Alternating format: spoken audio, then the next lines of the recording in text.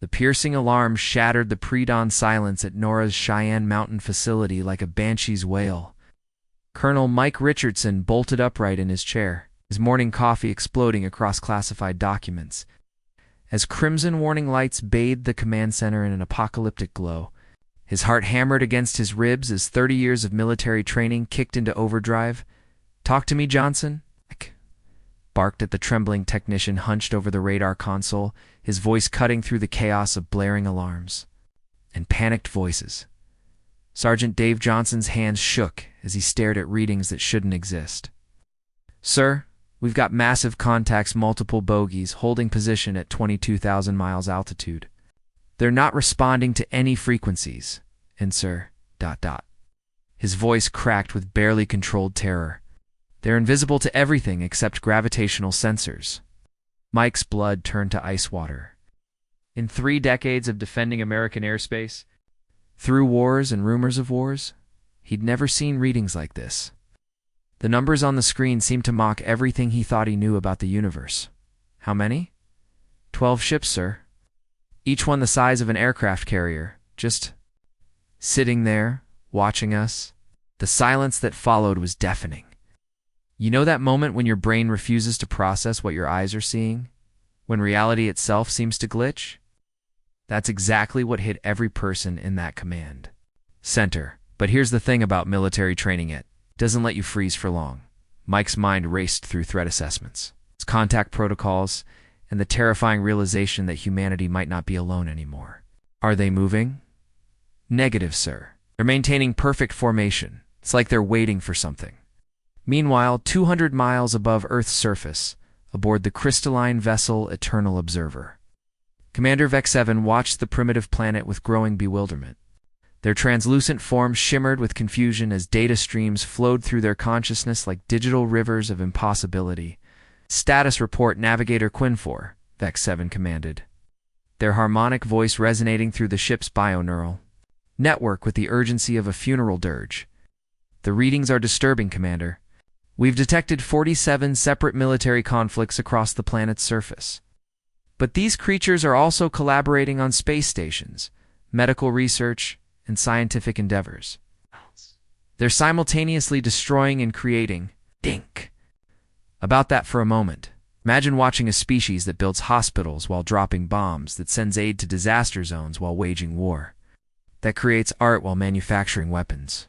It would be like watching someone write love letters with one hand while setting fires with the other. Vex-7. Crystalline. Kendages clicked nervously against the control console. "Are you certain? No species can maintain such contradictory behaviors. I've triple-checked the data, Commander. They call themselves humans. They've divided their single world into nearly 200 separate territories, many of which are trading partners, allies, and enemies all at once." The holographic display materialized before them, showing Earth's surface dotted with red conflict zones, interspersed with green centers of cooperation. Vex 7 felt a chill that had nothing to do with the ship's temperature. Ow. In 14,000 years of observing emerging civilizations, they had never encountered anything like this. "By the eternal void," whispered Science Officer Kale9, their bioluminescent skin pulsing with alarm. "They're advancing technologically at rates that should be impossible while maintaining constant warfare. This violates every principle of civilized development." But wait, it gets even stranger. These humans weren't just contradictory. They were thriving because of their contradictions, like a complex organism that had learned to use chaos as fuel for growth. Back on Earth, Dr. Lisa Morgan stared at the impossible readings flooding her screens at the Deep Space Monitoring Station in Nevada. As head of Project Setya Advanced, she had access to humanity's most sophisticated detection equipment. What she was seeing defied every law of physics she knew, challenged every assumption about how the universe worked. Her coffee had gone cold hours ago, but adrenaline kept her sharper than any caffeine ever could. "Get me the Pentagon," she commanded, her voice tight with urgency. "Wake up General Adams. We have a code black situation." Within minutes, General Robert Adams' weathered face appeared on her secure communication screen, his eyes sharp despite being roused from sleep. The man had seen combat in 3 different theaters, had stared down nuclear threats, but nothing had prepared him for this. Dr. Morgan, this better be good. What's the situation? General, we have visitors. 12 massive objects in high orbit using cloaking technology decades beyond our capabilities. They're not hiding from us, they're studying us. The silence that followed was deafening. You could almost hear the gears turning in the general's mind as he processed the implications. First contact. Potential invasion. The end of human isolation in the universe. General Adams' expression hardened into the mask Lisa had seen him wear during the worst crises of his career. Threat assessment. Unknown, but sir, they've been watching us for months. They know everything. About our military capabilities, our infrastructure, our weaknesses. Imagine being a lab rat suddenly realizing you're in a maze. That's what humanity was facing, the terrifying possibility that they'd been specimens under observation. Their every move cataloged and analyzed. General Adams' jaw tightened.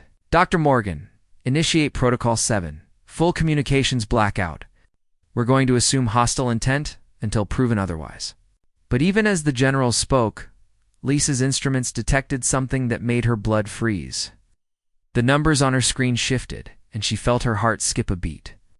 The alien ships were moving, descending slowly toward Earth's atmosphere like predators closing in for the kill. General, she whispered, her voice barely audible above the hum of machinery. They're coming down. The line went dead. Emergency protocols kicked in across the globe as humanity faced its greatest test. But here's what the aliens didn't understand.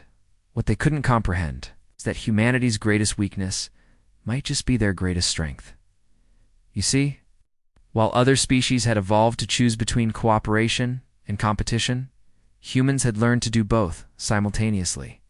They had mastered the art of contradiction, turning chaos into strength, division into unity, conflict into progress. And now, as 12 alien vessels descended toward Earth, like harbingers of an uncertain future, humanity was about to teach the galaxy something it had never seen before, that sometimes the most powerful force in the universe isn't order or chaos, but the ability to embrace both at once. The question wasn't whether humanity was ready for first contact.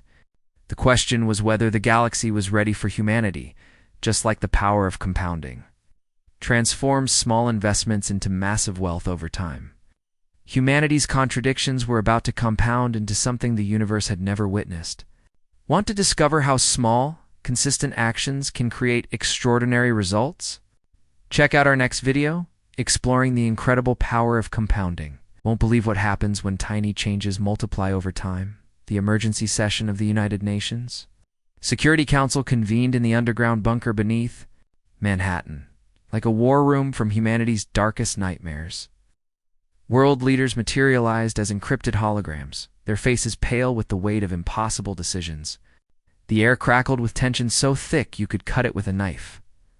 President James Mitchell's face was carved from stone as he addressed the assembly, his voice carrying the authority of a man who'd just learned that everything he thought he knew about the universe was wrong. Ladies and gentlemen, we are no longer alone in the universe. The question now is whether we're about to make first contact or fight for our survival. Think about that for a moment. Imagine being told that your entire species just became the new kids on the cosmic block. You have no idea if the neighbors are friendly or looking for new hunting grounds. Secretary General Maria Santos leaned forward, her voice steady, despite the tremor in her hands that betrayed her true feelings. What are our options, General Adams? General Adams had seen combat in 3 different theaters, stared down nuclear threats, but nothing had prepared him for this moment. Ma'am, we have 3 scenarios. Best case, they're explorers seeking peaceful contact. Worst case, they're invaders conducting reconnaissance before attack. Most likely, there's something we can't comprehend, which makes them unpredictable and dangerous. The room fell silent, except for the hum of ventilation systems and the distant rumble of New York City above them. Every leader in that room was processing the same terrifying thought. What if humanity's first contact was also its last? Dr. Lisa. Morgan's voice cut through the tension via satellite link, like a blade through silk. Mr. President, I'm receiving new data. The alien vessels have moved into lower orbit. They're positioning themselves over major population centers: New York, London, Tokyo, Moscow. Fear rippled through the assembly like a shockwave. You know that feeling when you're driving and suddenly realize the car behind you has been following you for miles? Now multiply that by several billion people and 12 alien spacecraft, the size of aircraft carriers. President Mitchell's fists clenched as he processed the implications. Are they targeting us? Unknown, sir. But they're definitely making a statement. And what a statement it was. 12 alien vessels hovering over humanity's most important cities, like silent judges, their intentions as mysterious as their technology. But here's where the story gets really interesting. Because while this drama was unfolding on Earth, something equally fascinating was happening in space. Aboard the Eternal Observer, Commander Vac-7 watched the human response with growing amazement. Within hours of detecting the alien presence, the humans had mobilized their entire military infrastructure, simultaneously attempting to establish peaceful communication protocols. It was like watching someone prepare for a wedding and a funeral at the same time. Navigator Quinfor, are you monitoring their transmissions? Yes, Commander. They're broadcasting mathematical sequences, artistic expressions, and what appears to be cultural information. But they're also moving weapons platforms into position and coordinating global defense networks. Both simultaneously? Yes, sir. They seem to be preparing for every possible outcome at once. Science Officer Cale Neens' voice carried a note of awe that even their alien vocal cords couldn't disguise. Commander, this is unprecedented. They're not choosing between aggression and diplomacy. They're pursuing both strategies with equal intensity. Imagine being an alien observer watching humanity for the first time. You'd see a species that builds hospitals while manufacturing missiles, that sends humanitarian aid while deploying troops, that creates beautiful art while perfecting weapons of war. It would be like watching a master chef who simultaneously cooks gourmet meals and poison fascinating. It's terrifying and utterly incomprehensible. The breakthrough came from an unexpected source. Dr. Emily Carter, linguistics professor at MIT, was working with Lisa's team when she noticed patterns in the alien positioning that reminded her of ancient communication systems. Sometimes the most important discoveries come from the most unexpected places, like finding a diamond in your backyard after searching for gold in distant mountains. Dr. Morgan, she called out excitedly, look at their orbital positions. They're not random. They're forming geometric patterns, mathematical relationships. They're trying to communicate. Lisa rushed to Emily's workstation, her heart pounding like a jackhammer as she studied the data. You're right. They're using their ship positions to create ... equations, universal constants. They're speaking in mathematics. Oh, the beauty of mathematics is that it's the one language that should be universal. 2 + 2 = 4, whether you're human, alien, or something in between. But here's the question that was racing through Lisa's mind. Should we respond? Lisa's finger hovered over the transmission controls. She thought of General Adams' warnings of the weapons platforms moving into position, of the millions of lives hanging in the balance. It was like standing at the edge of a cliff, knowing that your next step would either save you or destroy you. Yes, she decided, but we do it our way. The human response was uniquely complex, a transmission containing mathematical proofs, artistic expressions, philosophical treatises, and subtle warnings about Earth's defensive capabilities. It was simultaneously a greeting and a threat assessment, a peace offering and a show of strength.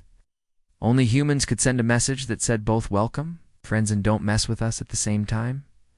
The alien reaction was immediate and overwhelming. Every ship in the fleet began broadcasting in perfect harmony, their combined signal creating a symphony of mathematics and emotion that brought tears to the eyes of every human who heard it. Rendered in pure mathematical beauty, they're not just intelligent, Emily whispered in wonder. They read beautiful. But General Adams wasn't moved by beauty. His military mind was already calculating angles, assessing threats, preparing for the worst-case scenario. Dr. Morgan, that response came too quickly. They were prepared for our transmission. They've been studying us longer than we thought. The realization hit Lisa like a physical blow. They know exactly how we think, how we react. They've been watching us wage war and make peace simultaneously. They know our patterns. Which means, General Adams concluded grimly, they know our weaknesses. And that's when the true horror of the situation became clear. Humanity wasn't just making first contact, they were being evaluated by beings who had been studying them like lab rats in a maze. Every military move, every diplomatic gesture, every cultural expression had been cataloged, analyzed, understood by intelligences that might see humans as nothing more than interesting specimens, as alien ships began descending toward Earth's major cities. Humanity faced its greatest test. First contact with a species that had been studying them like specimens in a laboratory. The Watchers were about to become the Watched, and nobody knew if that was good news or the beginning of the end. The question wasn't whether humanity was ready for the galaxy. The question was whether the galaxy was ready for humanity, and the answer was about to change everything. Just like compound interest transforms small investments into massive wealth through the power of time and consistency. Humanity's contradictions were about to compound into something the universe had never witnessed. Want to discover how small, consistent actions can create extraordinary results in your own life? Check out our next video exploring the incredible power of compounding. You'll be amazed at what happens when tiny changes multiply over time. The first alien ship touched down in Central Park at exactly noon, its crystalline hull reflecting the autumn sunlight like a diamond the size of a football stadium. New York City held its breath as millions of people worldwide. We've watched the most important moment in human history unfold on every screen across the globe. You could practically hear 8 billion hearts beating in unison. Colonel Mike Richardson stood at the hastily erected perimeter, his hand resting on his sidearm, as he watched the impossible craft settle onto the grass without disturbing a single blade. It was like watching a soap bubble land on concrete without popping. Beautiful, impossible, and absolutely terrifying. Behind him, tanks and missile batteries waited in hidden positions like deadly chess pieces. While overhead, fighter jets circled in carefully coordinated patterns that looked almost like a ballet of death. All units hold position, he commanded. Through his CUM system, his voice steady, despite the adrenaline coursing through his veins. Wait for my signal.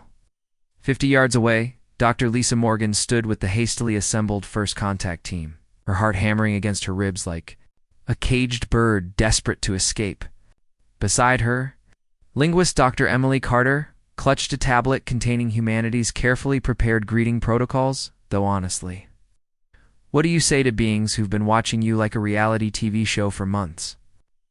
Ambassador David Harrison adjusted his diplomatic credentials with nervous precision, probably wondering if his 20 years of international negotiations had prepared him for anything remotely like this. Remember, Lisa whispered to her team, we're making history. Lay calm, stay alert, and trust the protocols. The alien ship's surface began to shift and flow like liquid mercury having a fever dream. A section dissolved, revealing an opening that glowed with soft, ethereal light that somehow made everyone think of childhood Christmas mornings and summer sunsets at the same time. The world watched in stunned silence as the first extraterrestrial being inhuman history stepped onto Earth's soil. Commander Vex 7 emerged from their vessel, their crystalline form shimmering with nervous energy that was surprisingly relatable. They had observed thousands of first contacts throughout the galaxy, but none had prepared them for this moment.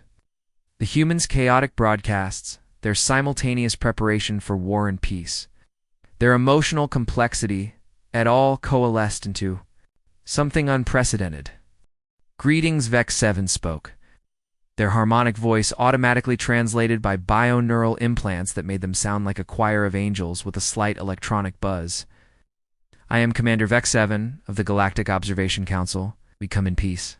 But we must speak urgently. Ambassador Harrison stepped forward, his diplomatic training finally overriding the primal terror that was screaming at him to run for the hills.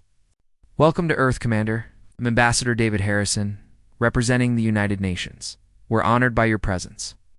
But before Vex 7 could respond with what was probably going to be a very interesting conversation, Colonel Richardson's radio crackled with an urgent transmission from NORAD that changed everything. Colonel, we've got movement. Oh, 3 alien ships breaking formation over Moscow, Beijing, and London. They're descending rapidly. The colonel's expression hardened into the mask of a man who'd spent his entire career preparing for moments exactly like this one. Commander Vex 7, are those ships under your command? Yes, but are they armed? The question hung in the air like a loaded weapon, heavy with implications that could determine the fate of 2 species. Vex 7's form flickered with what humans would later learn was the alien equivalent of breaking out in a cold sweat. All ships are equipped with defensive capabilities, but we are not here to defensive capabilities. Colonel Richardson's voice rose with barely controlled anger that every parent in America could recognize the tone you use when you catch your teenager sneaking out at midnight. You've been watching us for months, studying our weaknesses, and now you're positioning armed vessels over our major cities? That doesn't sound defensive to me. Dr. Lisa Morgan stepped between the colonel and the alien commander, her scientific mind racing through possibilities like a supercomputer on espresso. Commander Vex 7, why are you here? What do you want from us? Vex 7's crystalline appendages moved in what the humans would later recognize as agitation, kind of like nervous fidgeting, but with more sparkles. We are here because you terrify us. The statement hit the gathering like a physical blow. Wait, what? The beings with technology that could make them invisible to everything except gravitational sensors were afraid of humans. Ambassador Harrison blinked in confusion. Terrify you? How? Every species we have encountered follows predictable patterns. They choose peace or war, logic or emotion, unity or diversity. You have chosen everything simultaneously. You are conducting wars while building space stations. You are creating art while manufacturing weapons. You are unified in your diversity and divided in your unity. Should be impossible, yet you thrive. Think about that for a moment.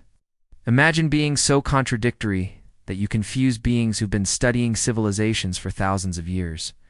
It's like being told you're too complicated for aliens to understand, which is either the greatest compliment or the most terrifying insult in galactic history. Colonel Richardson's grip on his weapon tightened.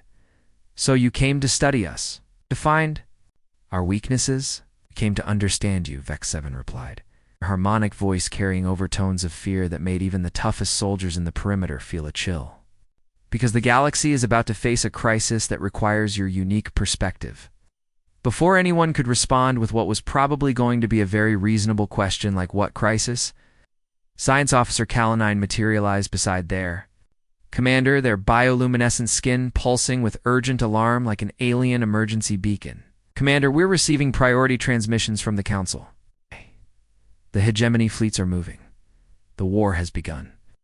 The color drained from Ambassador Harrison's face faster than water from a broken dam. What war? Vex 7's form shimmered with what humans would later learn was alien desperation. The kind of desperation that makes you realize you're not just witnessing history. You're about to become part of something much bigger and more dangerous than anyone imagined.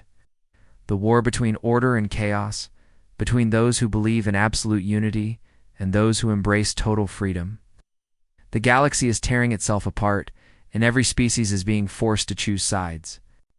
But you haven't chosen, Dr. Emily Carter realized. Her linguistic training helping her read the aliens' emotional states like a book written in body language. You're caught in the middle. As are dozens of other species. We need mediators, translators. Someone who can understand both perspectives because they contain both within themselves. Colonel Richardson's radio erupted with frantic transmissions that made everyone's blood pressure spike.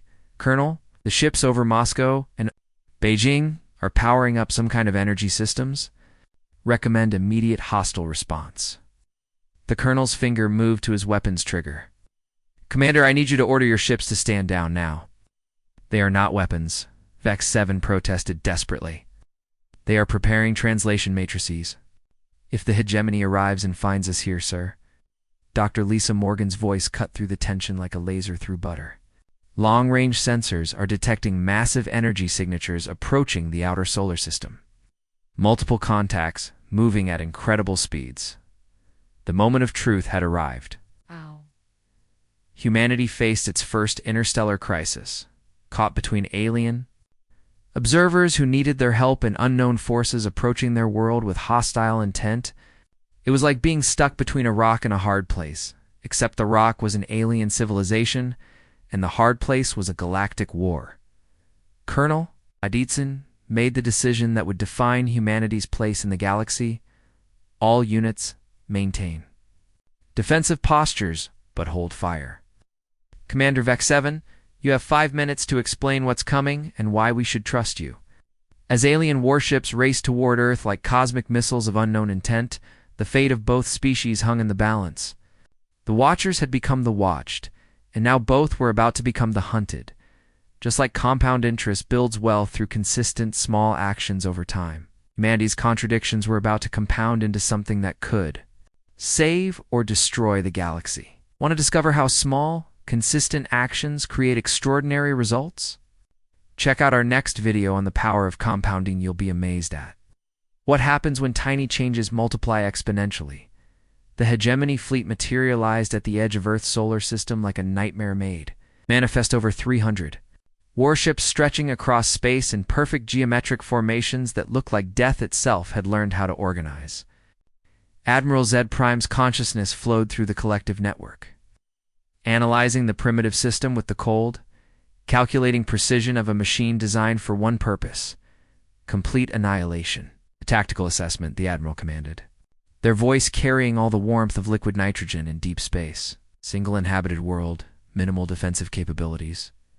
12 Council observation vessels in orbit, responded the fleet's tactical intelligence with the efficiency of a cosmic executioner. Estimated resistance? Negligible. Excellent. The Council's experiment in chaos ends here. Begin orbital bombardment of all population centers. We will cleanse this system of disorder.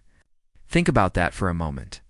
An entire alien civilization had just sentenced humanity to death not because we were evil, but because we were messy, because we dared to be complicated in a universe that demanded simplicity.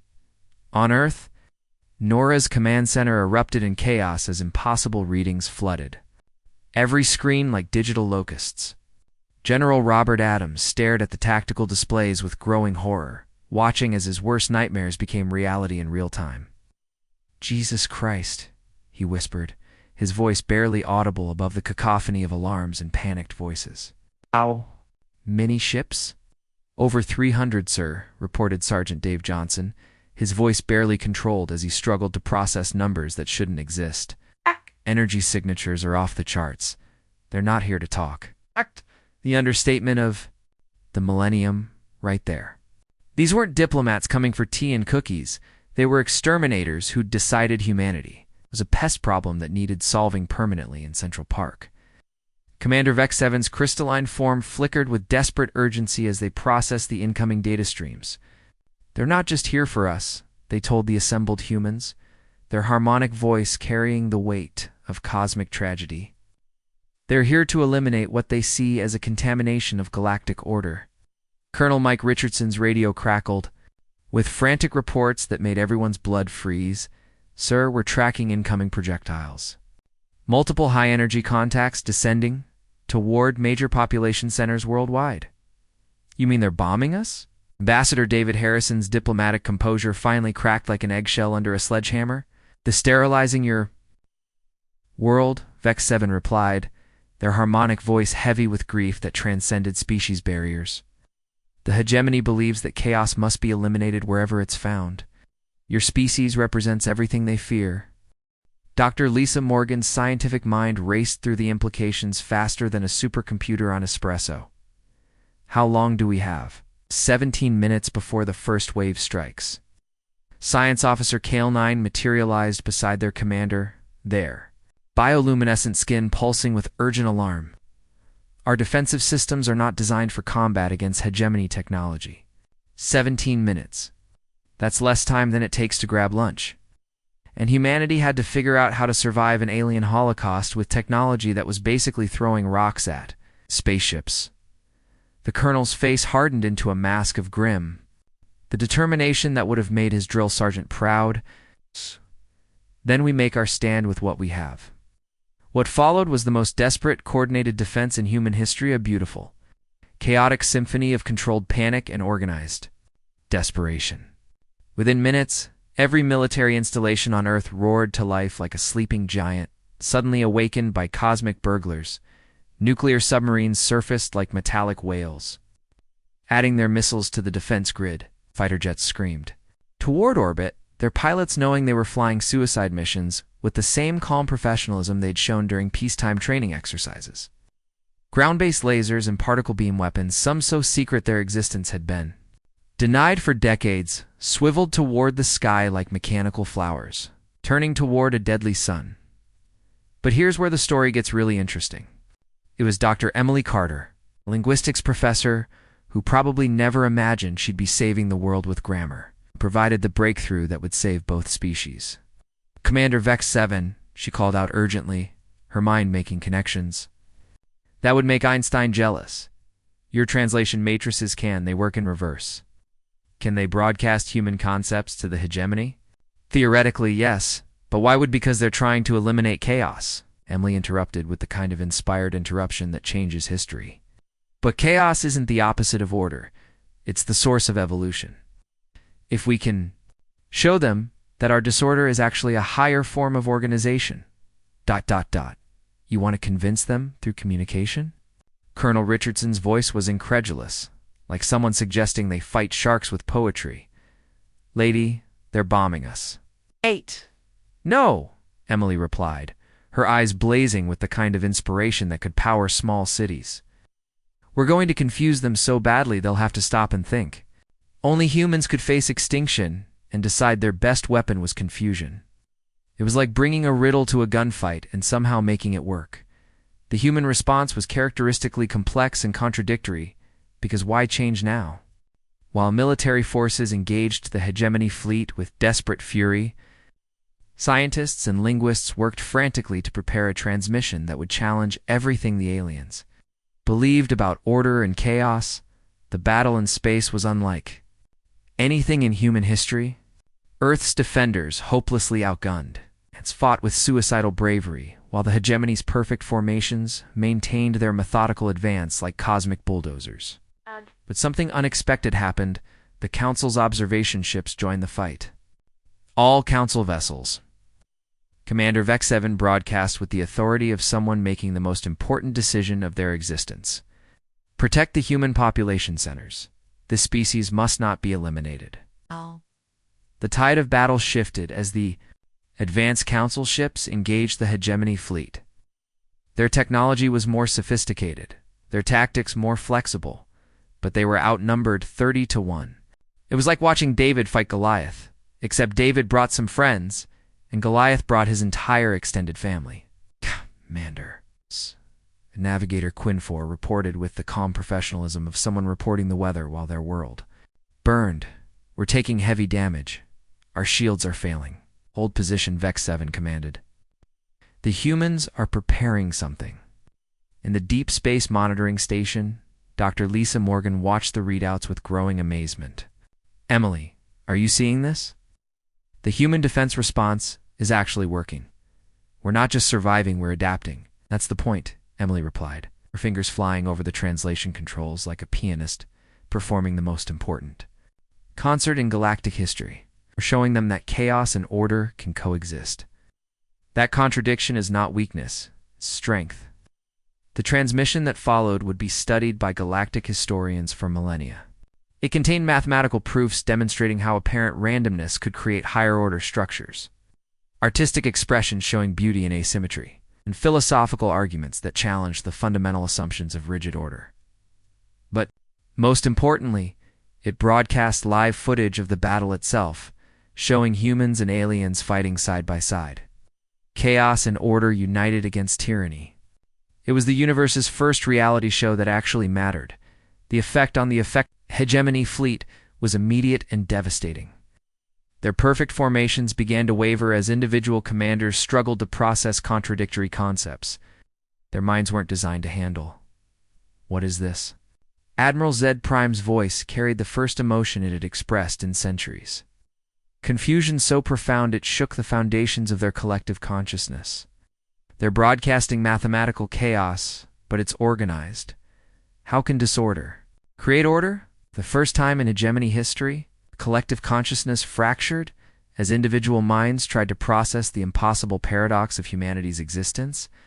It was like watching a computer crash when asked to divide by zero, and in that moment of cosmic confusion, Earth's defenders struck back with everything they had, just like compound interest. Transforms small investments through the power of time. In consistency, humanity's contradictions were about to compound into victory against impossible odds. Want to discover how small, consistent actions create extraordinary results in your own life? Check out our next video on the power of compounding. You'll be amazed at what happens when tiny changes multiply exponentially over time.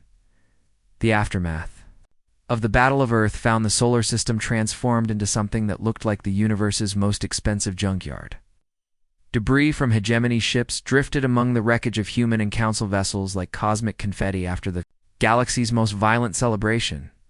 Emergency crews worked frantically to save survivors from all three species, because apparently even in the middle of an interstellar war, humans couldn't help but try to rescue everyone, including the aliens who'd just tried to exterminate them. Admiral Zed Prime stood in the ruins of their flagship's command center. Their once perfect collective consciousness now fractured into something resembling individual thought. For the first time in their existence, they felt something they had no word for: uncertainty. It was like watching a computer suddenly discover it has feelings and not knowing what to do with them. The mathematical proofs were correct, they admitted to Commander Vec 7, their voice carrying overtones of bewilderment that made them sound like a philosophy professor who just realized everything they'd taught for decades was wrong. Chaos and order can coexist. But how do you function with such contradictions? You don't function, replied Dr. Lisa Morgan. Her arm in a sling from the battle, but her eyes bright with exhaustion and triumph that made her look like she'd just discovered the secret to immortality. We live, we adapt. We embrace the contradictions because they make us stronger. Think about that for a moment. While other species had spent millennia trying to eliminate complexity from their existence, humans had learned to use it as fuel. It was like discovering that your biggest weakness was actually your superpower all along. The human scientist had become the unofficial spokesperson for her species. Her unique combination of scientific brilliance and emotional intelligence making her the perfect translator between radically different forms of consciousness. Sometimes the most important jobs fall to the most unlikely people, like a linguistics professor saving the galaxy or a scientist teaching aliens how to be human. Colonel Mike Richardson, his uniform torn and his face grimy with smoke, approached the group with a mixture of suspicion and grudging respect that every military veteran would recognize. So what happens now? Are we at war with the rest of the galaxy? No, Commander Vec 7 replied, their crystalline form shimmering with something that might have been hope if aliens could feel hope, which apparently they could, because the universe was full of surprises today. You've done something unprecedented.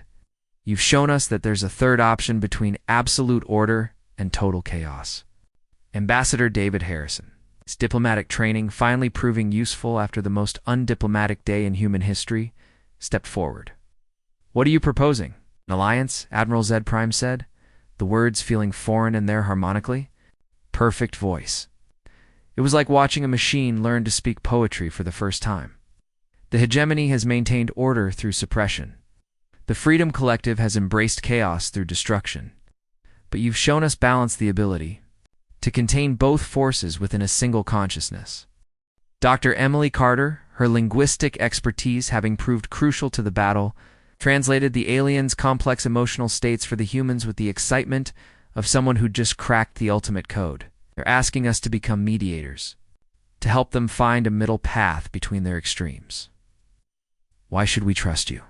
Colonel Richardson's military instincts remained sharp despite his exhaustion, asking the question that every American watching this unfold was probably screaming at their television screens. You were ready to glass our planet an hour ago. Admiral Zed Prime replied, her voice carrying the weight of newfound wisdom that made them sound like a student who'd just learned the most important lesson of their life. You changed our minds? Not through force, but through demonstration. You showed us that our rigid thinking was a weakness, not a strength. The negotiations that followed would reshape galactic civilization in ways that no science fiction writer had ever imagined. Humanity's unique perspective, their ability to embrace contradiction and find strength in apparent weakness, made them natural diplomats between species that had spent millennia locked in ideological warfare. General Robert Adams, arriving from NORAD with a security detail and a tactical assessment, was skeptical in the way that only career military officers can be. What guarantees do we have that this isn't another trap? None, Commander Vex 7 admitted with an honesty that was both refreshing and terrifying. But that's the point. Your species has taught us that uncertainty isn't something to be eliminated, it's something to be embraced. Trust requires taking risks. Dr. Lisa Morgan understood the implications immediately, her scientific mind racing through possibilities like a supercomputer discovering new dimensions.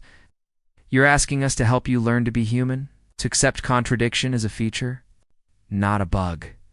Precisely, Science Officer Kale 9 said. Their bioluminescent skin pulsing with excitement that made them look like a living disco ball celebrating the universe's best news. Your species has evolved something we thought impossible: the ability to hold multiple truths simultaneously, without psychological breakdown.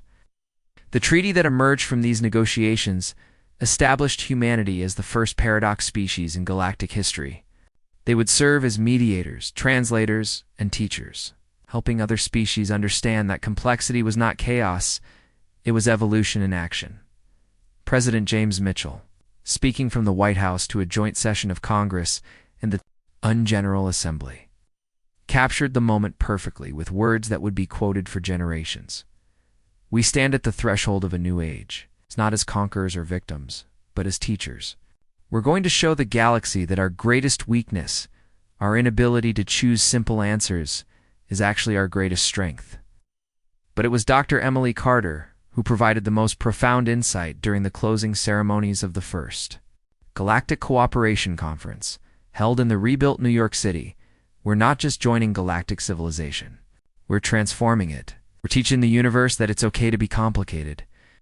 The alien observers who had come to Earth expecting to find another predictable species instead discovered something unprecedented, a race that had learned to thrive on contradiction, to find strength in confusion, and to create order from chaos without destroying either.